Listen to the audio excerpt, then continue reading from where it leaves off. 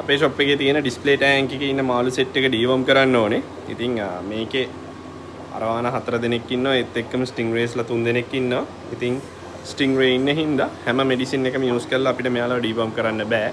මොකද ස්ටින්ග්රේස්ලාට හැම මෙඩිසින් එකම හරියන්නේ නැහැ. ඉතින් මේ සෙට් එක අපි ඩීවර්ම් කරන්න මේ පාර පාවිච්චි කරන්නේ හියෝ බ්‍රෑන්ඩ් එකේ ප්‍රාසි ගෝල්ඩ් එක.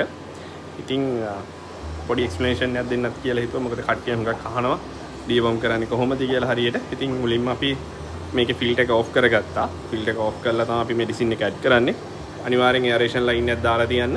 දාලා පැයකට පස්සේ අනිවාර්යෙන් මේකේ ෆිල්ටර් එක ඔන් කරන්න. හුඟක් කට්ටිය කරන වැරද්ද තමයි බෙහෙත් එක දාලා දිගට ෆිල්ටර්ස් ඔෆ් කරලා තියෙන එක. ඒක කරන්න එපා. මොකද ඇමෝනියා ස්පයික් ඇවිල්ලා මාළු ටික ඕගොල්ලෝගේ මැරෙන්න පුළුවන්. ඉතින් අපි මෙඩිසින් එක දාමු. දාලා පැයකට පස්සේ ෆිල්ටර් එක ඔන් කරමු. ඉතින් මේකේ ටැංක් එකේ වෝටර් කැපැසිටි එක ලීටර් 800ක් ආවා. ඒත් එක්කම සම්ප් එක තියෙනවා. සම්ප් එකේ අපි දැන් ඔෆ් කරලා තියෙන පම්ප් එක ඔක්කොම ඉතින් ටැංක් එකට විතරක් මුලින්ම අපි ලීටර් 800ට අදාළ වෙන විදිහට මෙඩිසින් ටික දානවා. ඊට පස්සේ පැයකට පස්සේ අපි සම්ප් එක ඔන් කරද්දි සම්ප් එකටත් සම්ප් එකේ වතුර ලීටර් 243ක් තියෙනවා. ඒ වුණාට ඒකේ ෆිල්ටර් මීඩියා ඔක්කොම තියෙන හින්දා අපි එකෙන් සාමාන්‍ය වතුර ලීටර් 180කට විතර හරියන විදිහට තමයි අපි ප්‍රාසි ගෝල්ඩ් එක ඇඩ් කරන්නේ. ඉතින් අපි ප්‍රාසි ගෝල්ඩ් එක මේ සෙට් එකට දාගමු. මුලින්ම ප්‍රාසි ගෝල්ඩ් එක දාන්න කලින් අනිවාර්යෙන් බොටල් එක ෂේක් කරන්න. මොකද මේක පොඩි පවුඩර් එකක් වගේ තියෙනවා. ඒකත් එක්ක හොඳට මික්ස් වෙන්න.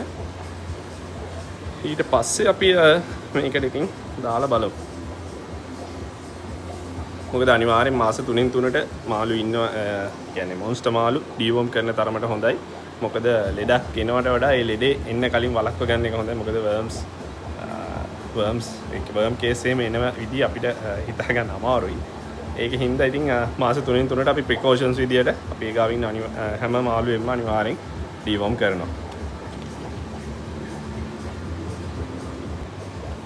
ඉතින් අපි දාගමු මේකට. එතකොට මිලිලීටර් 80ක් අපි දාන්න ඕනේ. මේ විදිහේ 20 මිලිලීටර්ස් කප් 4ක් අපි දානවා.